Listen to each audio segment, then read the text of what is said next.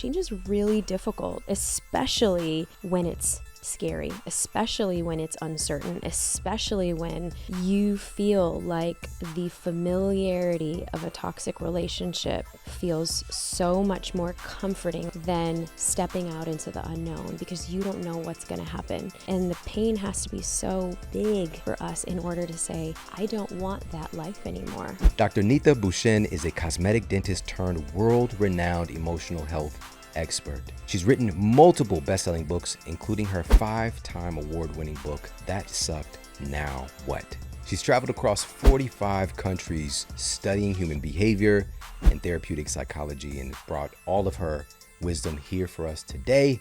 Let's dive into this conversation with the incredible Dr. Neeta Bhushan. I want to ask you first and foremost, I know a lot of people right now are in the midst of a challenge in their life. And they're at some stage of it. And that's the cool thing about your work, is like you've kind of dissected this into stages that felt really familiar.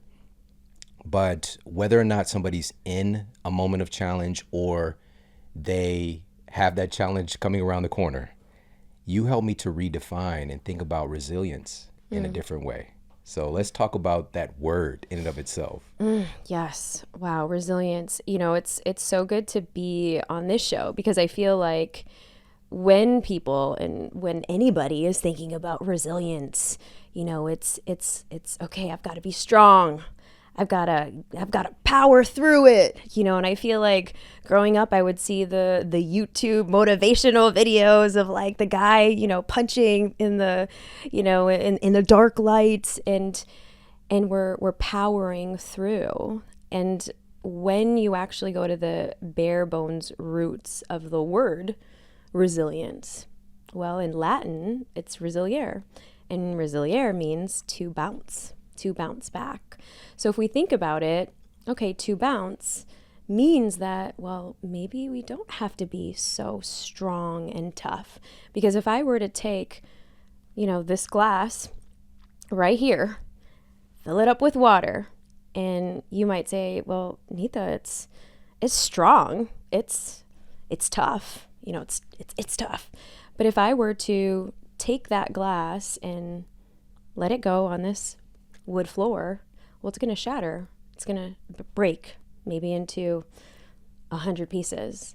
But if I were to take a basketball in my other hand, or a bouncy ball, I've got 2 toddlers, you know, the ones that you get from the birthday party, and you take it and you start to feel into it, okay, it's got a little bit of give.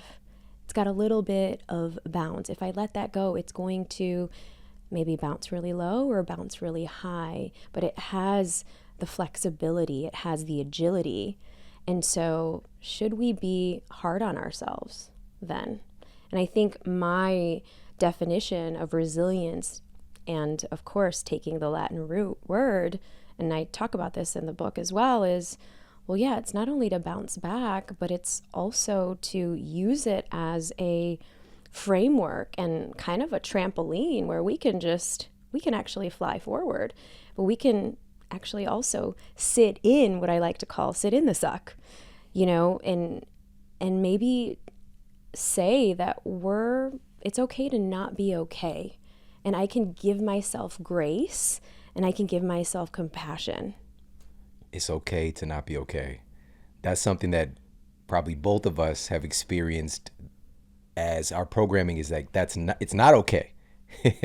And so that's revolutionary in and of itself, you know. And also, this is what I'm seeing now in this stage of my life, and also just with the work that I've been doing and the people that I'm connected with, is that, you know, folks are opening up more and sharing that they're not okay, that they're having moments of struggle. You know, these are things that all happen behind closed doors, essentially. You know, my mom, I never heard her talk like that. Yeah. She just powered through that shit.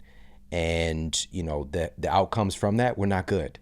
Right. And I want to ask you about this because, you know, just kind of redefining this and looking at this, we're all the things. Because honestly, I felt like that resilience that I've been building, and even in the last few years, it was about standing for other people, fighting, developing a kind of a shield of sorts, you know, to be tough, to be hard, to be able to power through things. but that is likely going to, end badly for me too. You know what I mean? But it is cultivating both. So yes, it is this capacity to be strong and to power through things, but also to cultivate this ability to be soft and to be okay with not being okay, and to acknowledge when I'm in a process. Right. And that we have different stages and seasons of life, and I think that a lot of times, and being as a female, understanding more of, I talk about, the masculine and the feminine, but many times even this masculine root of all right, I've gotta be the one that's there for everybody, and I'm the one that has to take care of everyone. But then I can't show emotion because, I grew up with my grandfather, my mom's dad. He served in World War II. I mean, he was in the military, and so he was very stoic, and you would never see him break down. And he always had this essence of, all right, don't talk back to us. And I had this very tiger parenting upbringing with, dads from India, moms from the Philippines. And so there was never any grace. And I feel like we share a lot of this strife of like adversity and challenge growing up.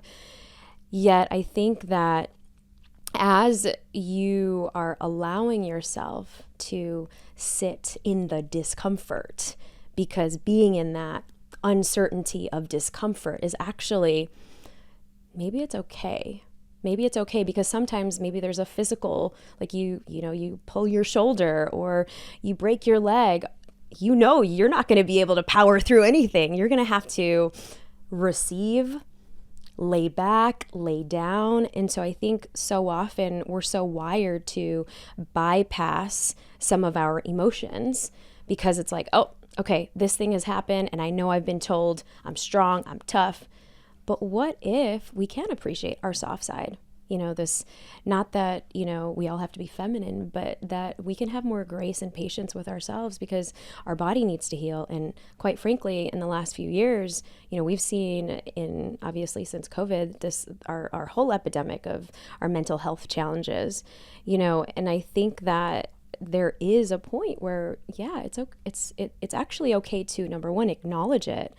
But my, book aims to really talk about, well, let's actually feel into it.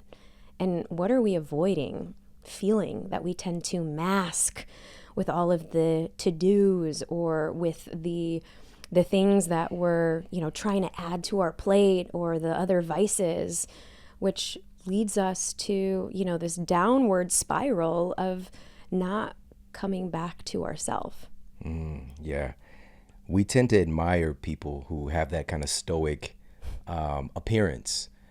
But the truth is, even the toughest like gangster person, even like Ice Cube, for example, is jumping to my mind. Yes.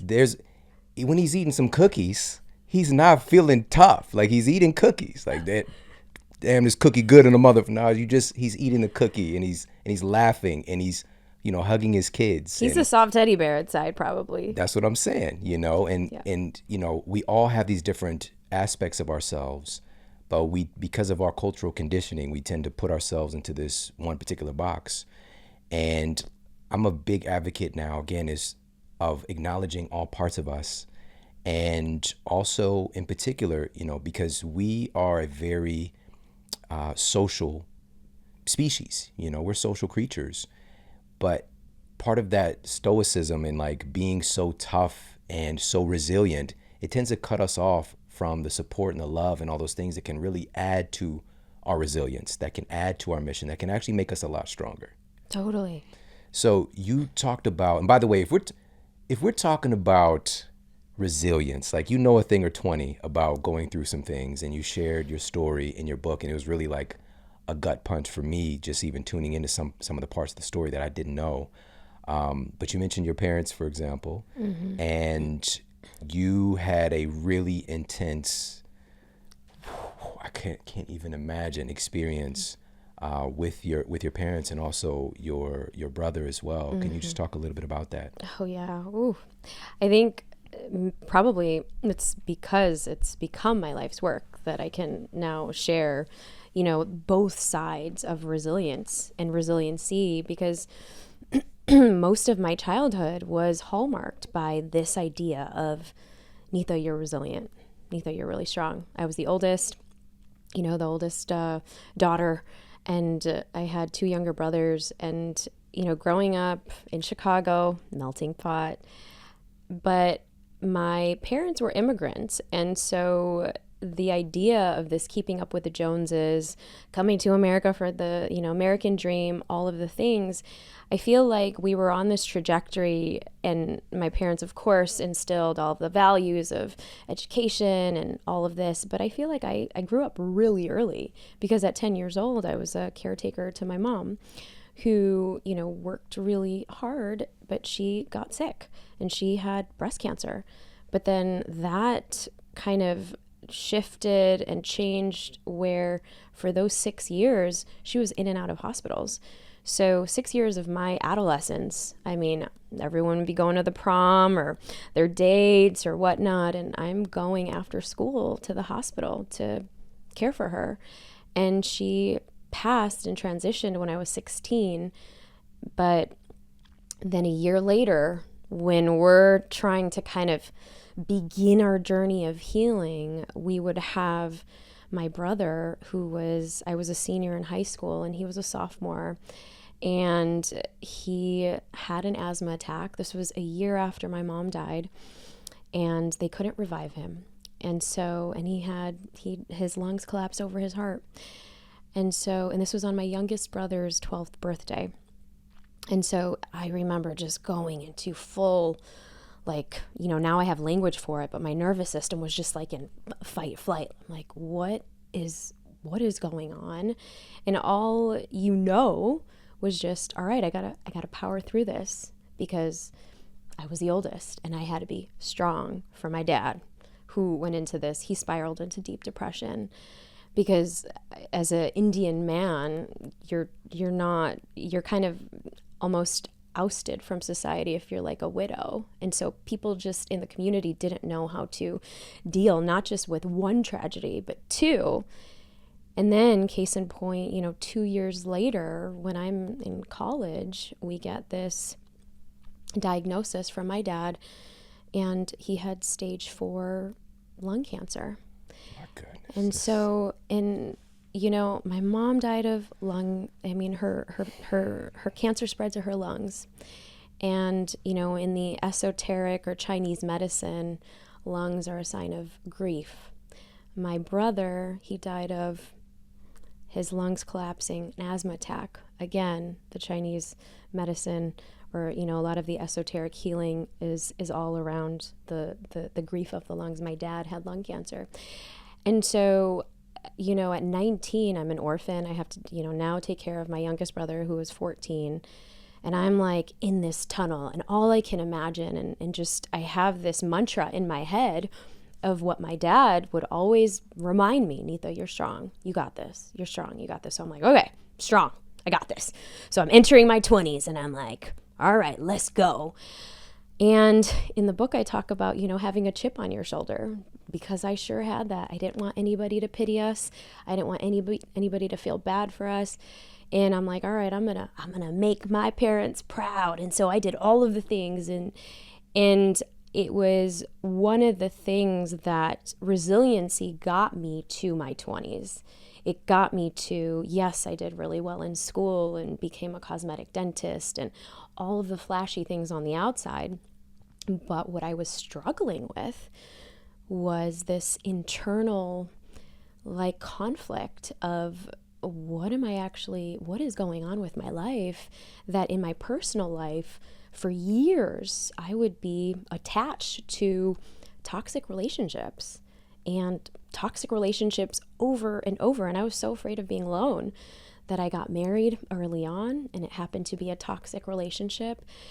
But at the end of my 20s was when I would finally realize, after, I had the 7-figure practice and I was the talk of the town to all of our community, that look at her, she's so strong and look at what she's done with her life. But I was breaking down, and I was spiritually dead, mentally, emotionally distraught. And I remember this because it was December 31st, 2011. I feel like that's my awakening day, where I remember just having all the bells and whistles of my life.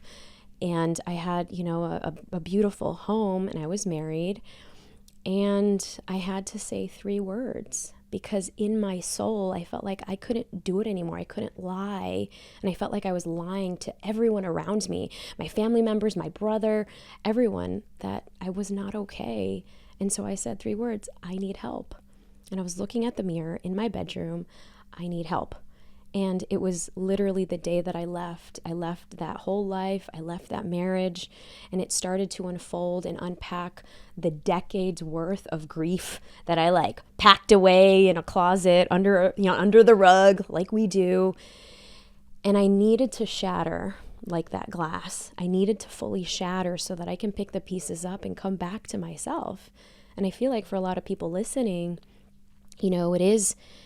it's when you recognize that, fine, maybe there are parts of us that are broken, but it's that Japanese kintsugi saying of, they put gold, where the cracks are, and it becomes this beautiful masterpiece of kintsugi and kintsugi art. It's it's a beautiful practice, but that's where, the healing and the growth is.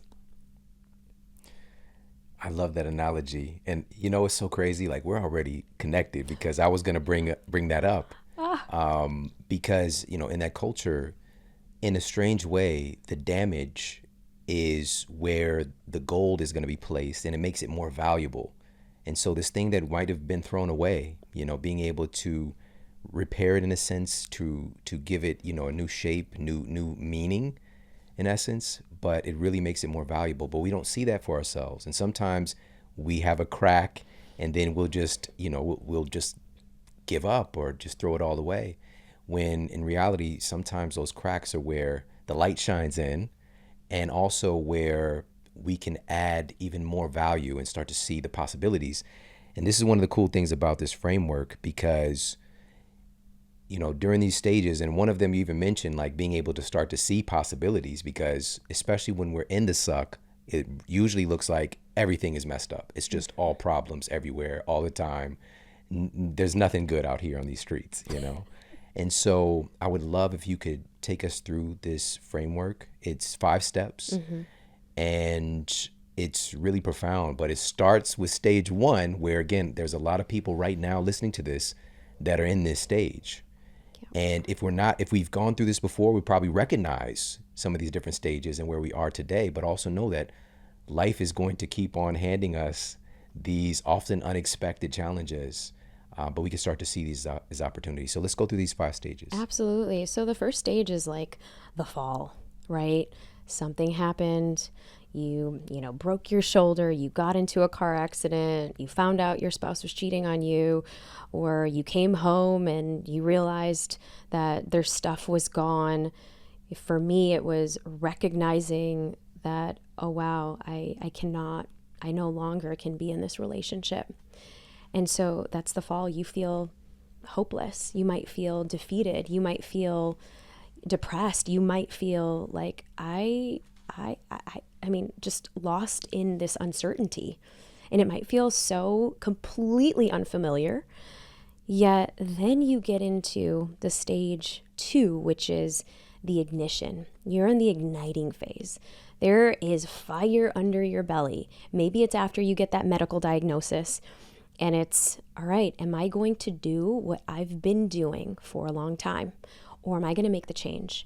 Am I going to go and see that doctor? Am I going to go change doctors? Am I going to go see that therapist? Get some help. Say those 3 words: I need help. But there is something that is under your belly that's like, I can't go back to that pain because that pain is so big that I am going to step into like an alternate version of myself that I didn't even know existed, completely different. And so that's the stage 2. And Shawn, not everybody gets to that stage 2. And they'll go back and go back maybe to that relationship because they're not ready. They'll go back into, other forms of that suck, or because it feels familiar, and familiar feels good because the unfamiliar is scary. But for those that are like, all right, I got to do something different. This is not helping my health. And so then we get into the rising stage. And for me, the rising stage was, all right, I got the restraining order. I'm staying on friends' couches. I've shared this with my family. You are doing things that are completely out of your comfort zone, and you're asking for help. You're like a toddler that is learning to walk, and you are wobbly. Your ego is just like, surrender, because I am learning, and I'm just embracing this newness. I don't know what's going to happen, but I'm actually trusting. And the feelings in this stage is you're starting to cultivate trust within yourself. You're starting to cultivate a little bit more confidence. Yes, you might be in this arena of the paradox that I like to call it, of where you still might be grieving the loss of your partner, or the breakup, or the friendship, or the betrayal. But you're also kind of in this other dimension of, all right, there's hope. There's faith. I'm curious. I might be skeptical, but I'm curious about how this might play out. So you're kind of like navigating new waters, and you're okay being in the uncertainty. You're embracing it. And then we get into stage 4, which is the magnifying stage. You've got a little pep in your step. Maybe you found a few friends at the gym because you've been going there for, 3 months. You've got a trainer that you really enjoy. Or I remember the first thing I did for myself was I took a stand-up comedy class at Second City. Shout out Second City, Chicago. Actually, it was improv first and then stand-up comedy, because I was so afraid of public speaking. I was still a dentist, but I wanted to get myself out of my comfort level. It's kind of what I like to call this good stress, right? Well, you're building a new skill. I needed to recreate friends in a community that I just left. So for me, I'm like, okay, I got nothing to lose. I know one person in this. And so this was improv. But in the magnifying stage, you are saying yes to new possibilities. You're saying yes to go to a place that you've never visited before. You're saying yes to maybe pouring into yourself, taking a yoga teacher training, or maybe doing that meditation, pouring back into you. And because you're doing it consistently, you're now starting to magnify, and you are amplifying your own gifts, whatever that could be. And maybe you start to realize that, I want to pay it forward for somebody else. I want to volunteer at the local shelter or do some charity work because I feel like other people need to know about X, Y, and Z that I've been through, or whatever feels right to you.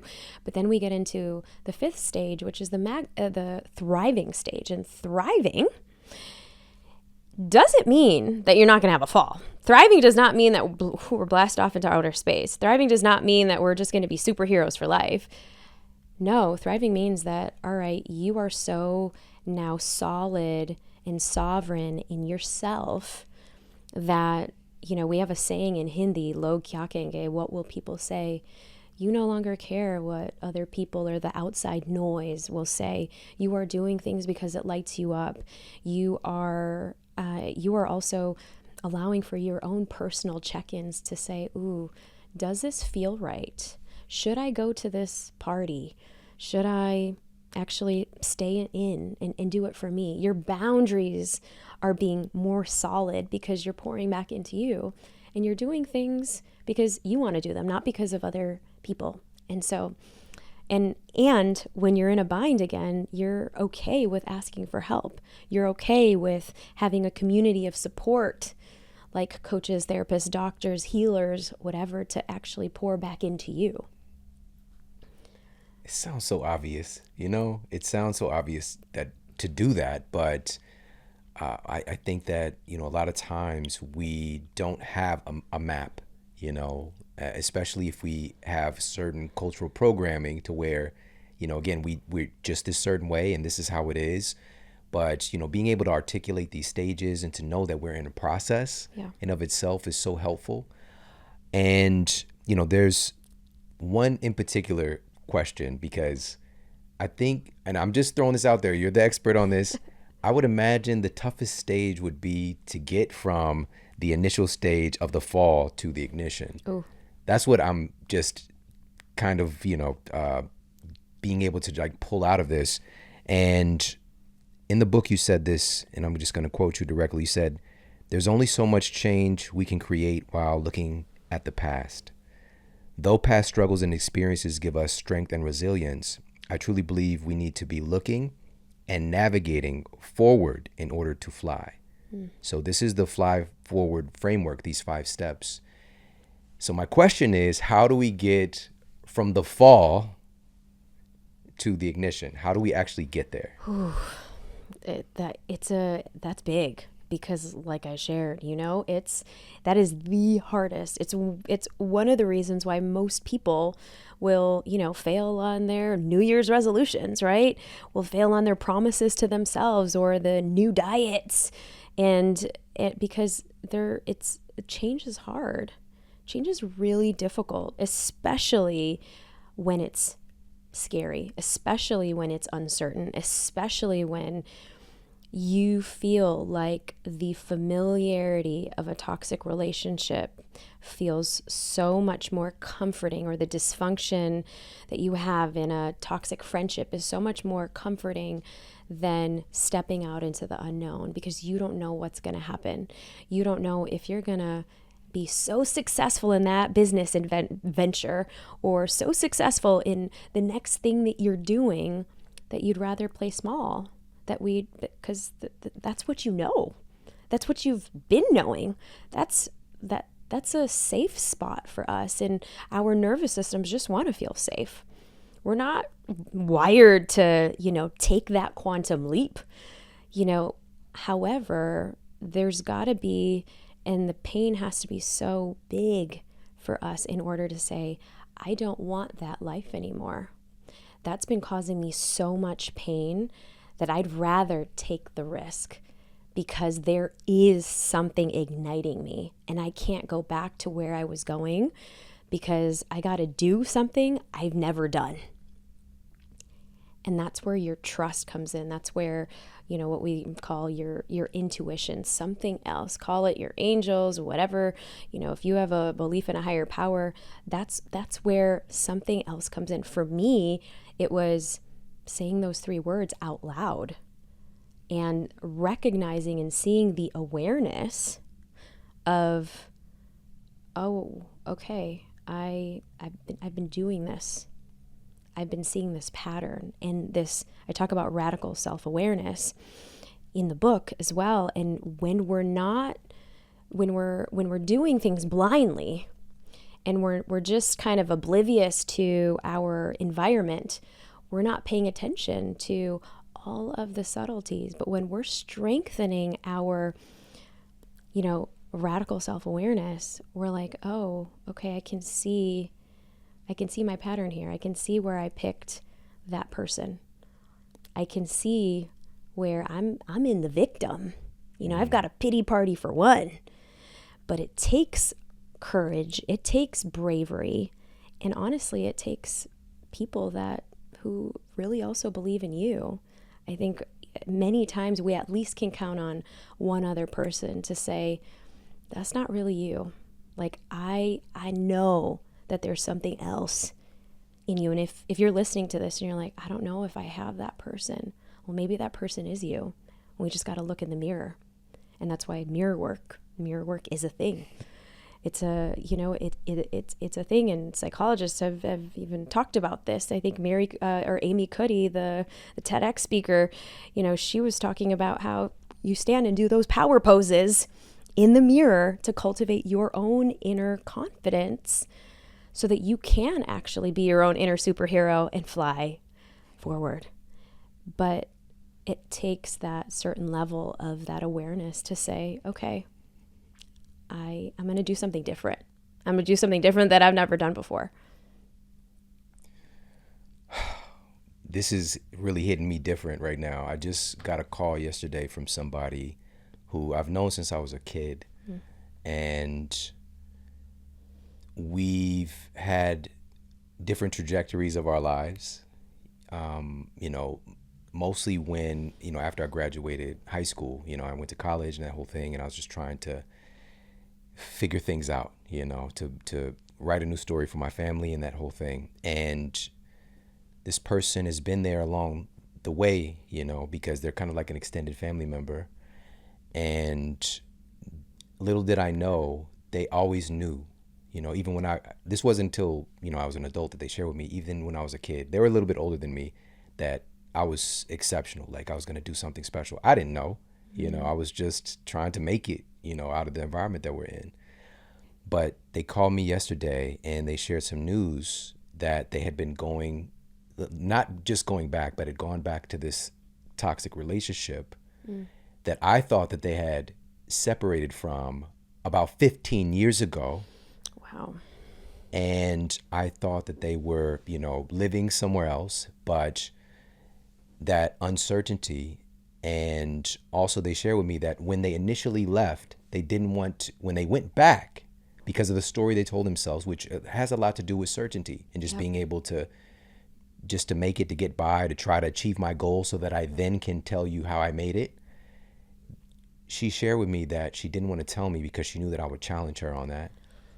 She knew that I would articulate that there were so many other possibilities and ways that she could navigate the situation than going back. And so little did I know, all of the conversations we had this last 15 years, that's where she's been. Wow. And, the story is a little bit different. They might share a different section of the house or whatever. It's convenience. But just the fact that you're there, and the impact that that's going to have on your kids, on your extended family members, our relationship. But it's so interesting, you mentioning having that person to see the best in you, to challenge you, but lovingly, because there is a way to go about this stuff. Of course. But having access to somebody like that is such a blessing, because for you and I, for many of us, we don't have that. And we seek it out, whether that's through a podcast, whether that's through, going to events, whatever the case might be. We look for a mentor who's going to speak to the highest in us, so, thank you for mentioning this, because I think that this is a big possible ingredient for getting from the fall into the ignition, is being able to reach out to people around you who really value you and who want better for you truly. And this isn't about any kind of like lower tier, like selfishness or envy or any of that stuff.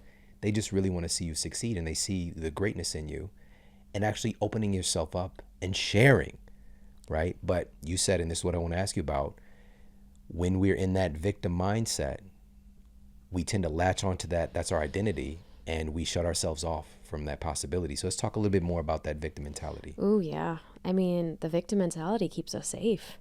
It's our ego. It's like, all right, everything else is scary. And so to be in just in the suck of, all right, everything bad keeps happening to me. I always pick the partners that are not the best. I don't think there's anything out there for me, or, the business things that I keep doing they don't go anywhere.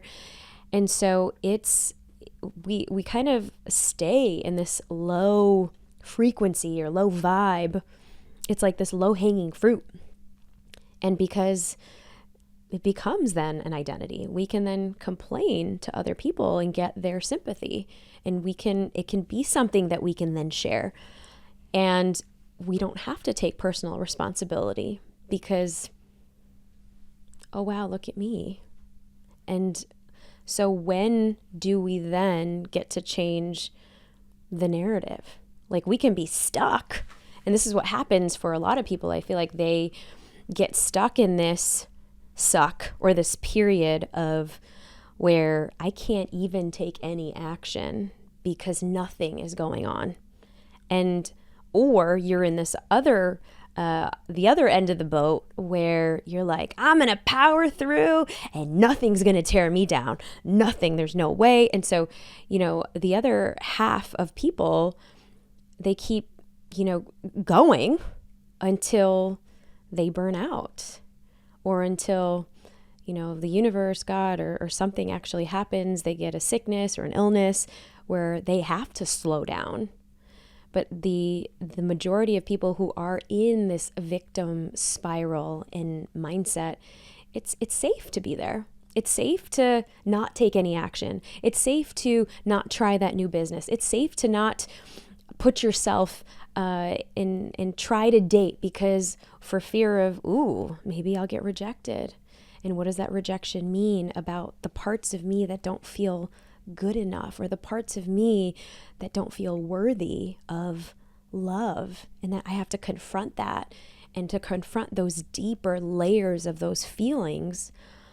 It's hard, because who wants to confront worthiness? And where did we feel unworthy growing up or in our relationships, where we just pick whatever person that walks into our life who may not treat us well, but then we're still going back there for that same dysfunction and toxicity because we know it's safe. You also talk about, looking at where we pick up some of these ideas from that become our belief system, how we see the world. And a lot of issues, I think that this is one of the biggest epidemics, is a lack of a sense of worthiness.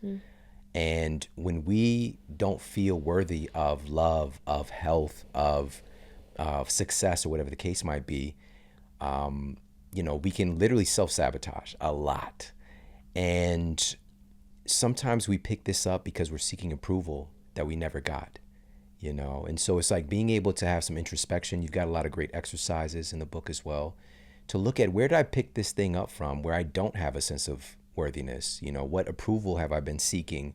And I'm looking for this approval from my mother, who's no longer alive. And this is literally something that I can't get approval from, but I'm carrying this, and it's helped to create my victim mindset. This is already super helpful, but I want to dig in more because, again, being in that struggle zone, in the suck itself, is very difficult to get out of. As you said, this is a time when a lot of us turn back and a lot of us give up. But the crazy thing is, certain times there's like a glimpse of light, and we start to maybe try to like start the ignition, but it's like dun, dun, dun, dun, dun. It's not really starting. Yep. And I want to ask you about a particular exercise, which is literally writing down all of the fucked up things that have happened in your life, writing them down, write everything bad that has happened to you in your life, write it all down. But there's another part of that as well. Let's talk about that exercise. Oh, wow. So it's, I kind of like to call it like the failure resume. I've had various iterations of this exercise, but this is where we get to talk about all the things that sucked. We get to talk about and bring out to the open, all right, to do an audit, an inner audit of, all right, all of the past relationships. Let's just say you're struggling with a relationship right now, or you're getting out of you're just going through a breakup, or you're kind of like, oh, I don't know if I gotta get on this dating wheel again, or maybe you just got through a divorce. But relationships and friendships is a big category, because we're not meant to do life alone. We're meant to do it in relationship with other people. And so to do an audit to see, all right, what were all of the crazy things that happened, the fucked up things that happened, the things that you couldn't control? Make a list of all of those things. And, there was one time where, I did this with a group of students, and now we have this in some of our communities, where basically they just keep adding on to it. Because sometimes you just remember the big things. All right, I had my first breakup in high school. I struggled with, eating habits in college, et cetera, et cetera. So you'll have maybe 5 or 10 that really stick out of your life, or, a death in the family, a loss, et cetera. Abuse, exactly. But then you'll add some of the smaller things like, oh, I didn't get that job that I worked so hard on, or wow, that thing that happened last year where I worked so hard on that project and I didn't get picked. And so you'll start to add these other layers and layers, And which is why I like to call it a failure resume, because you'll add on to all of these things. But then on the other side of that, all right, what did that lead you to? What did that lead you to? That breakup in the 7th grade, who did that lead you to? Maybe it led you to another person in college that, got you to share your theater skills on stage, or, the friend that maybe, stole your homework, or whatever the case was, but it led to something else. Where did it lead you, and what were all those breadcrumbs to lead you where you are today? And it's huge for people who are kind of ruminating in the suck, or maybe if you have this personality type of you're kind of constantly in your head and you're replaying all of the scenarios of why didn't it go well, and you're analyzing it and you're just in your mind. And so a way to bring it down into your body and into your heart is to, well, let's give voice to these parts. Let's kind of see where that roadmap took you, because it took you to actually listening to this podcast here today, right now. All of our failures and all of our setbacks led us to this particular moment right here, right now, you and I, Shawn. So, and that is beautiful. That's where the magic comes in. That's where, we can kind of, amidst the crazy and the chaotic, and sometimes the fact that, the kind of the fragments of our life may be this ball of soup, but that ball of soup led you to this exact moment, which is beautiful and it's magical. And maybe you're still in the healing process, but you can take this, and now this is something that, we do annually. And so you can add to those, to those layers, but it's contributed to, well, how is it now for you? What did you learn about yourself in the process? What are you no longer taking forward? Maybe you've reframed a story because you found out that, oh, I was acting this way because my 3rd grade teacher told me I was never going to amount to anything. So that's why I keep thinking that I'm a failure. And that's why I won't start that thing. Because every time I just feel like, or you hear, stories of, somebody who had, and I feel like I talk about this in the book, but around, even stuttering, and how somebody made fun of you in the 2nd grade, and then to heal and reframe that story and reposition it with something that you're saying and you're taking forward with you today, here on out. And that can be also part of the healing journey. I'm going to share this from your book as well. And again, in this transition from falling to igniting, you said, at first during a fall, you often feel like a victim. You might feel helpless, ashamed, despondent, depressed. You might feel like the universe is against you, or that life is happening only to you. All of that is normal. That's important. Like, that was a bar right there. All of that is normal. Falling sucks big time. But when you decide to accept what has happened as the reality, that can trigger the next stage. And then you move into giving a little insight into igniting. And again, you dissect these more in the different sections of the book. But being that this is the most difficult transition, I wanted to spend a little bit more time here. And I want to ask you one more thing about this. And if there's anything else that jumps out that you could share, because again, it's the suck. It is the most difficult place. Sometimes we can't see the light. But with that being said, even as I'm saying that, chances are there is light that shines through every now and then. And you mentioned a little bit earlier about taking some action. And I'm curious, when we have those moments, what do we do? Because it's so easy to ignore them, to turn back, to tell ourselves a story. When these moments happen, when we're in the suck, should we, or would you advocate, and this is what I'm asking you this for personally as well, to do something, right? To just take a step, to maybe, like, what can we do with, because it all starts from our mind. It's not necessarily taking an action. Right. Or do we just sit in the suck and just live there, you know? And again, is it okay that we stay there for a bit? Talk about that a little bit more for me. Yeah, so here's the thing. I think there's two camps. You know, there's the folks that they're fine living in the victim spiral, and that's all they know.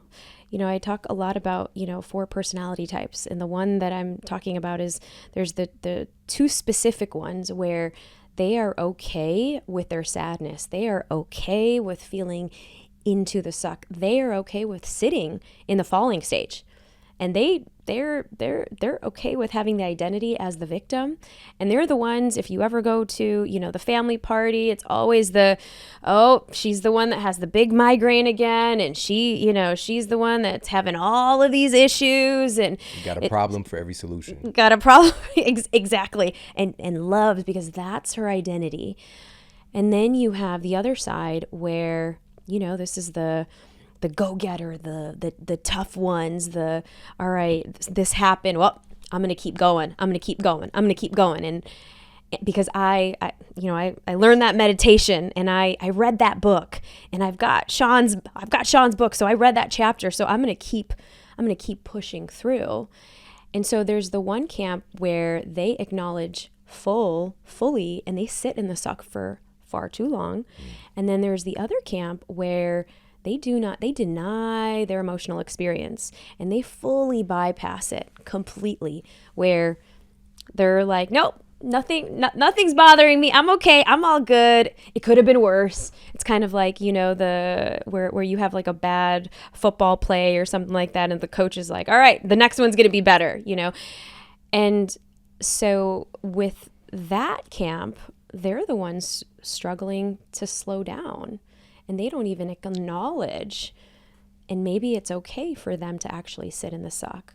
But for the other school, it's really difficult, because when they are in that suck, it's hard to actually climb out and take action. And for those people who we're talking about, because it can be a scary place. It can take you out for a couple of years. It's where I feel like, I had, and I talk about this in the book, it's one of the reasons why I was inspired to write the book, because I was in my own suck of postpartum depression, and I did not even know it. And I didn't realize it until I was kind of out of it on the other side. And so again, you got to take those baby steps. And for me, in my postpartum depression, I had postpartum rage and anxiety and all of these emotions that before I wasn't okay embracing. And I wasn't okay embracing because I thought I had to be the strong girl. I had an identity around resilience, meaning strong, but can resiliency also mean being soft? And how long is too long to sit in the suck? Well, we've got to be able to, and researchers have shown this, it takes 60 to 90 seconds to fully feel an emotion from your body. We can acknowledge, I'm feeling angry, I'm feeling sad, I'm feeling jealous right now, I'm feeling lonely, I'm feeling depressed. We can actually take the first step to just say it out loud, because most of the time it's in our head. And if it's in our head, we're ruminating, we're making stories, we're thinking we're not good enough, we're thinking our worthiness is tied to this thing, but it's all in our head. Did we write it down? Did we journal it out? Did we say, I am feeling X? And I invite you, if you are in this place, first acknowledge it outside of your body, outside of your mouth. And then you'll see sometimes that pressure valve, that pressure cooker that we have on ourselves tends to release, because, oh, wait, I just gave voice to that. That's actually not me. That's a feeling that I've been having. So I don't have to sit in this emotion. I can actually honor it, and I go through many ways of how we can process it, move the energy, move that feeling of the emotion. But many times, where does it get stuck? What does it feel like? Do we feel tension in our body? Do we feel tension in our lower back? Do we feel tension in our shoulders, in our head, because we're constantly thinking about things? Notice where you actually feel it. And then maybe, I like to do this very easy practice of just even simply putting your hand over your heart. You talk about this a lot, Shawn. This idea of, if we can't get a hug from the closest people to us, can we give ourselves that touch of, okay, it's oxytocin. Can you give yourself that little jolt of oxytocin, that care, that love for yourself, that I am going to take a small baby step. I am going to write this out in a journal. I'm going to get myself a cup of tea and pour back into me. I'm going to do a ritual for myself. I'm going to actually go outside in nature right now. So I'm not saying monumental of, going and getting, a session with your therapist, or go finding a coach, or maybe even getting the book. No, the first thing that you can do is, hey, put your hand over your heart. Just honor and acknowledge yourself, that you are even actually having the awareness of what you're feeling. And then it's that baby step. Okay, I did that. Well, if we already know it takes 60 to 90 seconds to feel fully an emotion, and the trigger behind it and where it is in our body, then all right, let's do some of the other practices. Let's move that energy, because it's just stale energy. Let's move it out. Let's go do a workout. Let's go hiking. Let's go walk in nature. But getting yourself to literally and physically go outside of your comfort zone or your current environment, which is what I talk about as well. And sometimes it might be taking a walk in a different block to kind of change your perspective. Because what are we also doing? Well, if we're changing our perspective, or if we're maybe going to, you don't have to go all the way across the world unless you want to, or do that eat, pray, love trip. You don't have to, but maybe you can go to a different grocery store. Maybe you can go to a garden in a different part of your neighborhood that you've never seen, and notice, oh, what's different here? What's unfamiliar? Because many times when you're starting to take those baby steps, what are we doing? We're rewiring and activating certain neurons in our brain. We're activating different parts of our brain. We're activating more dopamine naturally. And so that's that step of slowly getting out of the funk, or slowly getting out of the suck.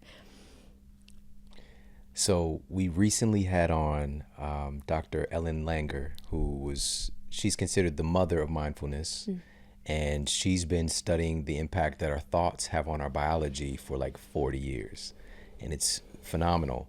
And one of the things that she mentioned, which is what you just mentioned, is novel experiences really help to facilitate biological changes, changes with our brain, but also changes with, what our body is doing. As a matter of fact, finding that this group of old men back in 1979, when she did this study, who were 80 years old. All right. So in 80 back in 1979 was like 80. Oh, wow. Right. So she went through a lot just trying to, do this study, and basically setting up the environment so that it was as if they were in their youth, right? Same posters, same type of music, all this stuff. But that was the study group. The other group were just supposed to talk about those things. But just the fact that those guys, even in the control group, were in a novel environment, they were having these conversations with different people.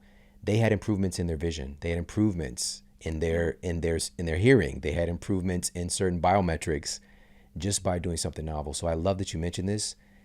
Like, there's so many subtle bars that you have dropped already, but just if we're wanting to navigate our way out of the suck, putting yourself in a new environment would be helpful, even in a micro way, So coupling that with, and let's just say this thing out loud, why don't we do this? Because we're so busy today. We've all got all this stuff going on. We're not taking a moment to just acknowledge, like, I'm not okay. We're not taking a moment just to look at, investigate, why do I feel the way that I feel? Why am I experiencing this pain in my body? Why am I, struggling to fill in the blank? Whatever it is, just taking a moment, because we pick up this phone, right? And we distract ourselves, and we become, we're dealing with Mark Zuckerberg suck, yes. Zucker suck, yes. Like, we're dealing with that instead of like dealing with our own stuff. And so I'm glad that we are having this conversation, and I wanted to point us to, like, everybody listening has full capability to do this work. and to find so much more joy and reward and all these other things at the other side, and to know that other stuff is going to happen, but also you're building this resiliency. And the last thing I want to ask you about is the importance of good stress as well, because it's not like trying to hide out from bad things or from challenges in life, but actually some good stress inputs can actually help us along this way as well. Oh, 1,000%. I mean, in the magnifying stage or even wherever stage you may be at, it helps when we are actually putting ourselves in uncomfortable positions and being in that feeling of, all right, discomfort. It's actually a good thing. There's so much research around. I mean, we already know this by when we got to go to the gym and we know if we're lifting heavy or we're going to be feeling it the next day. It doesn't mean that we're going to stop going to the gym. Doesn't mean that we're going to, ooh, that's feeling too sore. I'm not going to do it. But so why do we then ignore having these uncomfortable conversations, or what I like to call brave conversations, with a friend that slighted us, or with a family member, or with our kids, or with our partner, so that we can deepen the connection, we can deepen our conversations, and we can even strengthen our bonds to be able to have a face-to-face conversation. Right now, there's studies of young people not even, like, they're so afraid to even have a face-to-face conversation. They'd rather ghost. So they're not going to, their interviews, or when they have to quit, they're quietly quitting because they don't have the capacity to actually say and have a brave conversation because, ooh, that's too scary. So I'm going to avoid it altogether. But what I like to say is, all right, what's that thing that you've been avoiding? Maybe you don't like the cold plunge. We already know that you talk about this a lot. How does this actually affect our body? Well, it provides us with that good stress for our body to break down more fat, etc. But what about some of the things that we avoid that help us to have healthier relationships, that have healthier boundaries? If you are, I'm like a recovering people pleaser over here. I love to be the way shower of my family and friends. But there was a point where I had to actually say no a lot and practice this idea of actually saying, no, I won't be able to do this. I would love to take you X, Y, and Z, but I just can't do it today. And to be able to acknowledge, like, oh, wow, that was a big deal. I can't believe I just did that. And to pat yourself on the back when you are taking those big risks and leaps, instead of avoiding it. And that's what I mean by good stress. So some of the things that I even write about in the book is, all right, you go to, you were probably invited to this party. You're not going to know anybody. Go see who you can meet. 3 new people. Maybe you're going to a networking event. Nobody that you know is there. All right, see, maybe you can actually have a deep conversation with 1 or 2 people. What can you learn about others? Completely afraid of public speaking? Go and do an improv class. You did that too. It's amazing. And I was completely terrified, but it's putting yourself in these uncomfortable positions. And I know that there are other people who would be like, yeah, I'd go bungee jumping, or, I polled our community once, like, what's the scariest thing that you would do? And jump out of a plane. Maybe you don't need to do that if that's not you, but maybe you can actually incrementally invite good stress. Because as we tend to, let's just say you're heartbroken right now and you're thinking, I don't want to go on those apps. Maybe you go on that app, and maybe you're not looking for the next level of your life, but you're maybe looking for somebody that matches your energy. And maybe you're kind of like, okay, I'm going to say yes to this person and see what I learn about myself in this next date. And it's not about anything else, but it's more about, all right, what can I learn about myself? And that's what cultivating this idea of good stress, or to be able to suck at something new, it's what I also like to call it, because then it's relieving the pressure. Then it's like we have a little sense of play. Life can be so serious. And I feel like once we add a little level of, humor and levity towards things, then we're actually allowing ourselves to be okay in the discomfort because there's less pressure. I love this. Can you let everybody know where to pick up a copy of your book and where to connect with you more? Oh my goodness. Well, my podcast, The Brave Table, but also you can go to thatsuckednowwhat.com. And when you get the book from thatsuckednowwhat.com, we also have free resources and a 5-day fly forward mini meditation, as well as a 57-page digital workbook to actually help you go through all of the exercises, even deeply, that are in the book. Amazing. So again, and I'm sure you got different places where people could pick up the book on the website, Absolutely. Amazon, Barnes & Noble, all that good stuff. But take advantage of those bonuses because the workbook would really be helpful. I love having prompts, different things to actually proactively do. It's such an opportunity for us to simply get things out of our heads and get them out into the world. You shared that, and I was just sitting here in awe listening to that because it's so powerful just to get it out of your head, out of your body, whether it's speaking the words out loud, whether it's writing something down, but we carry it. And truly it's like it's freeing, it's releasing things when we speak it out loud. And so having prompts and support to do that is super helpful. So yeah, this has been amazing. And again, people can tune in to your podcast where they're listening to this podcast, The Brave Table. Follow you on social. What is yours? IG? Neeta Bhushan on IG, on everywhere. LinkedIn, all the places, YouTube. Amazing. Well, I appreciate you so much for coming to hang out with us. This has been awesome. Thanks so much, Shawn. Legend. OG. Hey, if you like this video, make sure to check out this video right here. It's been information withheld from us for a very long time, and it is behind so much frustration, misunderstandings, and the orgasm gap, which is it's a big abyss that like not even the world's like greatest daredevil could jump it.